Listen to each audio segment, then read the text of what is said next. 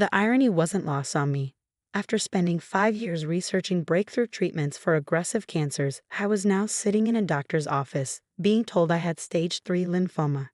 "We need to start treatment immediately, Dr. Chin," my oncologist said, her voice gentle but firm. "The next few months will be crucial." I nodded, my mind already racing through calculations and research protocols. My work at Meridian Pharmaceuticals had been leading to something big, a new treatment approach that could revolutionize cancer therapy. I was close to a breakthrough, I could feel it. The next morning, I walked into Meridian's research facility like any other day. My team was already there, running tests and analyzing data. They didn't know about my diagnosis yet. Nobody did, except my husband Mike. Dr. Chin. Sarah, my research assistant, rushed over with excitement.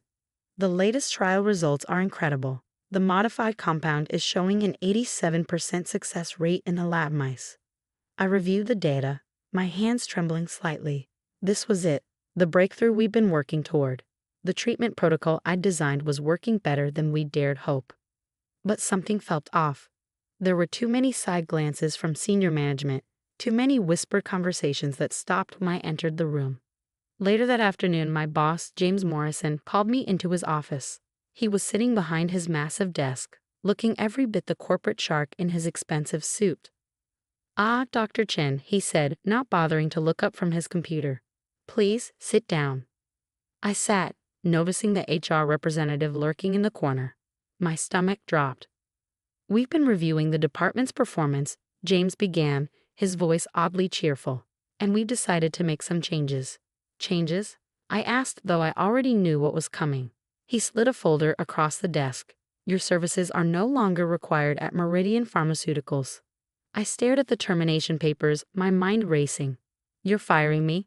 Now, when we're on the verge of a breakthrough?" "Ah, yes, the research," James smiled, but it didn't reach his eyes. "All your work belongs to Meridian, of course. As per your contract, any discoveries or developments made during your employment are company property." The room seemed to spin. They were taking everything, my job, my research, my chance at the very treatment that might save my life. "Why?" I managed to ask. "Budget cuts," he shrugged, but I saw the gleam in his eyes.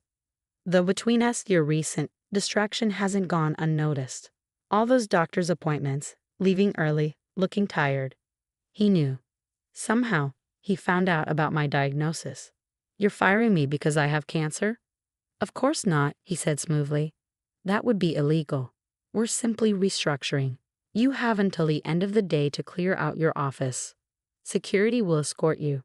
I walked out of his office in a daze, but my mind was already working. What James didn't know, what nobody knew, was that I'd made the real breakthrough 3 months ago. Everything since then had been carefully orchestrated misdirection. You see, I'd learned early in my career that the pharmaceutical industry could be ruthless. I'd watched other researchers lose their life's work to corporate theft and contractual fine print. So I developed a habit of keeping my most important discoveries separate from my official research. The treatment protocol in the company records was promising, yes, but it wasn't the real breakthrough. That was hidden away, encrypted and buried where no one would think to look. Back in my office, I began packing while security watched. Pictures of my family, degrees from MIT and Stanford, 5 years of my life reduced to a cardboard box. But as I packed, I was also sending a carefully coded email to Sarah. "Follow Protocol 0, it read, she would understand." Protocol 0 was something I'd established when I first hired Sarah. A contingency plan for exactly this type of situation. While I cleared out my office, she would be quietly backing up certain files, removing specific notes from the system, and preparing for what came next. That evening, I sat in my home office, surrounded by research notes only I could fully understand. My official work computer was company property, wiped clean as required. But my real work, my true breakthrough, was safe. I opened my personal laptop and began to type, "Patent application for novel cancer treatment protocol." James thought he'd won, thought he'd stolen my life's work just when I needed it most. But he was about to learn a valuable lesson about underestimating desperate people, especially desperate people with PGs and backup plans. The next 3 months were a blur of chemotherapy sessions and patent applications. While my body fought the cancer, my mind stayed focused on protecting my research. Sarah had executed Protocol Zero perfectly. Key components of my breakthrough were now safely documented and dated prior to my termination. I watched from afar as Meridian struggled with the research they'd stolen. Their press releases boasted about promising developments, but I could read between the lines. Without the critical pieces I'd kept hidden, they were stuck. Then came the call I'd been waiting for. Dr. Chen. The voice belonged to Diana Roberts, head of research at Genesis Biotech, Meridian's biggest competitor.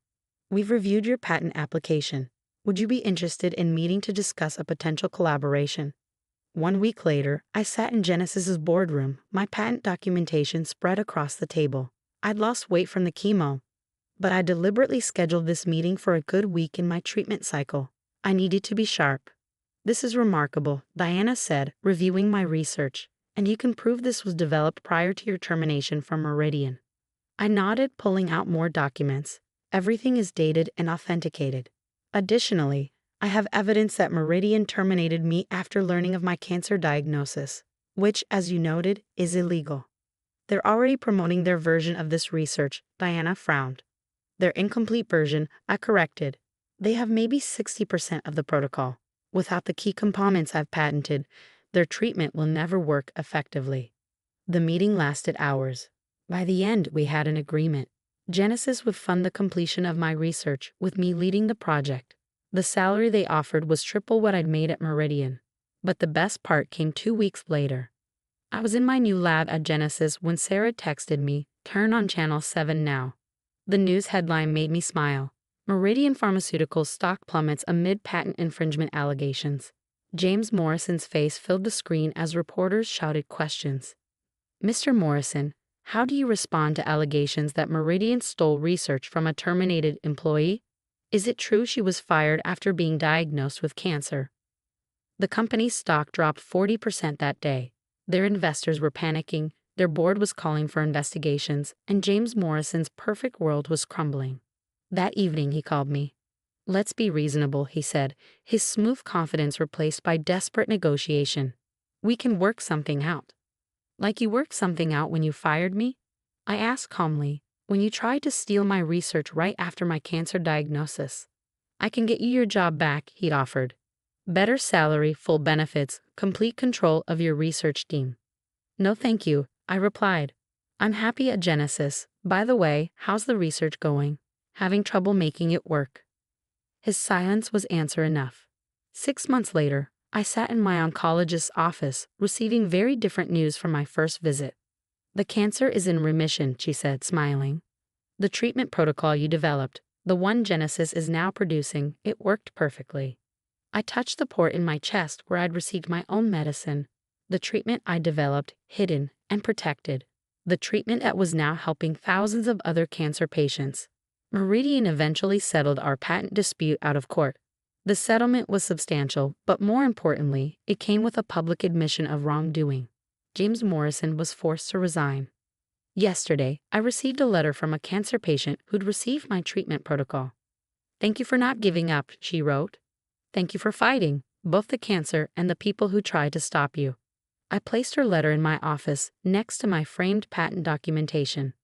Sarah, now my research director at Genesis, had helped me create a display of our journey. The termination notice from Meridian, the patent applications, the successful trial results, and finally, my own clean bill of health. This morning, I passed James Morrison on the street. He's working at a much smaller pharmaceutical company now, his reputation in tatters. He avoided my eyes, hurrying past like he'd seen a ghost. In a way, he had.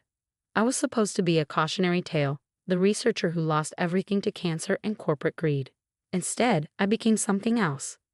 Proof that sometimes the best revenge isn't just surviving, but thriving. My team at Genesis is now working on new treatment protocols. We recently hired a young researcher who'd been wrongfully terminated from another company. I'm teaching her about Protocol Zero, how to protect herself and her work. Because in this industry, you never know when you'll need a backup plan. Sarah stopped by my office late last night as I was reviewing new research data. "Do you ever regret not just giving Meridian everything?" she asked. "Might have been easier." I showed her the latest patient recovery statistics. Thousands of people now receiving successful treatment through the protocol we protected. The easy path isn't always the right one, I said. Sometimes you have to fight, not just for yourself, but for everyone who comes after you. She nodded, understanding. We both knew that somewhere, in a secure location, Protocol Zero was already in place for our new research. Just in case. Because the best scientists know, always keep your breakthroughs close and your backup plans closer.